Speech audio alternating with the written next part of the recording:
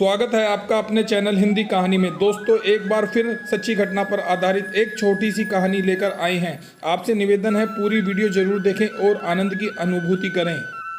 आपने अक्सर संत फकीर, धार्मिक संस्थानों और सामाजिक कार्य करने वालों को बोलते हुए सुना होगा कि ईश्वर कभी किसी का दान अपने पास नहीं रखते, वो 10 रुपये का 10 गुना वापस कर देते हैं। परंतु हमको यह नहीं पता होता कि कब और कैसे। आज के डिजिटल युग में शायद बहुत से लोग इस बात पर भरोसा भी ना करें, क्योंकि तथ्य के बिना कोई सच को भी सच मानने को तैयार नहीं है। खैर, ये उनकी निजी सोच हो सकती है, परंतु निजी सोच और सच में बहुत अंतर हो सकता है। ऐसा ही एक तथ्य के आधार पर जीवन जीने वाला व्यक्ति रमेश एक बार लुधियाना घुमार मंडी स्थित बाबा बालकनाथ जी के मंदिर गया।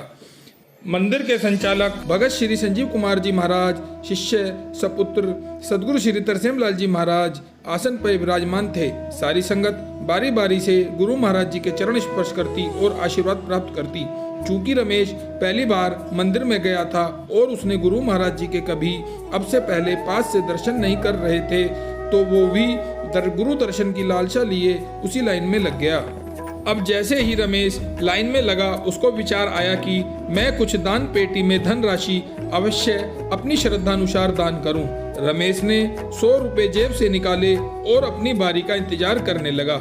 लेकिन कुछ देर बाद फिर उसने सोचा कि इतनी दूर आया हूं, क्यों ना मैं दान पेटी में और अधिक धनराशि डालूं, क्योंकि मंदिर द्वारा चलाए जाने वाले परोपकारी कार्य होते देख रमेश मंदिर की कार्य प्रणाली से काफी प्रभावित था।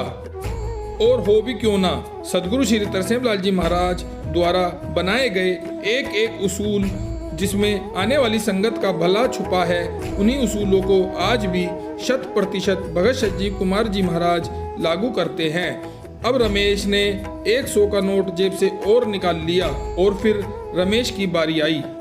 उसने बाबा बालकनाथ जी को शीश झुकाकर प्रणाम करा और आसन पर विराजमान भगत संजीव कुमार जी महाराज के भी पास से दर्शन करे और दान पेटी में 200 रुपये डाल दिए और अपने स्थान पर जाकर बैठ गया।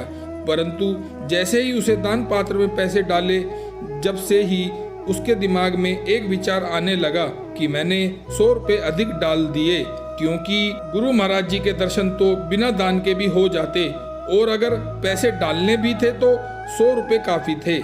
और ये विचार रमेश के दिमाग में लगातार आता रहा, मानो उसका कितना बड़ा नुकसान हो गया हो। अब रमेश अपनी यात्रा पूरी कर अपने घर वापस लौटा, लेकिन उसके दिमाग में अब भी वो 100 रुपये का विचार बना हुआ था। और जाते ही उसने अपनी माँ को बात बताई। माँ को ये बात सुनकर बहुत गुस्सा आया। बोली, दान तो ईश्वर सदगुरु की कृपा हो तभी संभव है, और इसकी चर्चा तू मेरे से कर रहा है, जो ठीक बात नहीं। दान बताया नहीं जाता, जिस दान की चर्चा हो वो दान नहीं, कुछ ऐसे उसकी माँ ने उसको समझाया। अब रमेश भी अपने कमरे में सोने चला गया। अगली सुबह लगभग 6 बजे एक व्यक्ति आया और दरवाजे पर आवाज मारने लगा। रमेश तो सो रहा था तो उसकी माँ ने दरवाजा खोला। उस व्यक्ति के हाथ में 200 रुपये थे। व्यक्ति बोला, मैंने रमेश से रुपए लिए थे, वो वापस करने आया हूँ। और वो व्यक्ति पैसे देकर चला गया। उसकी माँ को लगा लिए होंगे तो उसने भी रख लिए और रमेश को उठने पर रमेश को बताया। रमेश भी रख लो बोलकर अपने काम में लग गया। उसी दोपहर को लगभग 2 बजे रमेश के पास एक व्यापार संबंधित एक फोन आता है। वो व्यक्ति रमेश को 40,000 रुपए का फायदा करा देता है, जो असंभव था, लेकिन गुरु कृपा कुछ भी संभव करा देती है। रमेश अब समझ तो चुका था कि ये तो बाबा जी की कृपा से हुआ है, लेकिन असली वजह अब भी उसकी समझ से बाहर थी। लेकिन बाबा जी को शुक्रिया बोलने रमेश एक बार फिर लुधियाना घुमार मंडी स्थित बाबा बालकनाथ जी के मंदिर गया। रमेश का घर 300 किलोमीटर दूर था, तो रात वो मंदिर में ही रुका। अब रमेश आराम से कमरे में सोया हुआ था, तो उसको सपना आता है और गुरु महाराज जी उसको सपने में आकर बोले, बेटा, बाबा जी 200 रुपये का ब्याज दिए के नहीं?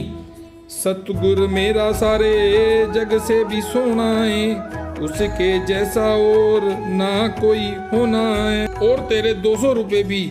जैसे ही रमेश ने यह सपना देखा, उसकी आंखें खुल गई और उसको सारी बातें अच्छे से समझ आ गई और वो पछतावा करने लगा कि मैं कितना बड़ा मूर्ख हूँ, मेरे दान को गुरु महाराज जी ने मेरी मूर्खता के कारण अस्वीकार कर दिया इत्यादि। और गुरु महाराज जी से अपनी सोच के लिए माफ़ी मांगी और वो खुश भी था, क्योंकि उसको इस बात की संतुष्टि थी कि मैं गुरु महाराज जी की नज़र में हूँ। वास्तव में ये उसकी सोच सही भी थी।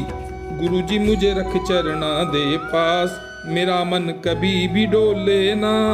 वास्तव में दान तो बाबा जी जिस पे कृपा करते हैं वो ही कर सकता है, और हम ये सोच लेते हैं हम कर रहे हैं, जो सच नहीं है। आशा करता हूँ आपको सच्ची घटना पर आधारित यह कहानी महिमा दान की अच्छी लगी होगी। अगर कोई भूल हो गई हो तो हम आपसे माफ़ी मांगते हैं। बाबा जी आप सभी के जीवन को खुशियों से भर दें, हमारी बाबा जी से यही अरदास है। भक्ति भाव से भरी ईश्वरीय महिमा सुनने के लिए कृपया कर हमारे चैनल को सब्सक्राइब करें और शेयर करें। बेल आइकन को भी दबाएं ताकि हमारी आने वाली वीडियो आप पर पहुंच जाए। कमेंट बॉक्स में जय बाबे दी जरूर लिखें। आपका जीवन सुखमय हो। जय बाबा जी दी, जय गुरुदेव जी दी।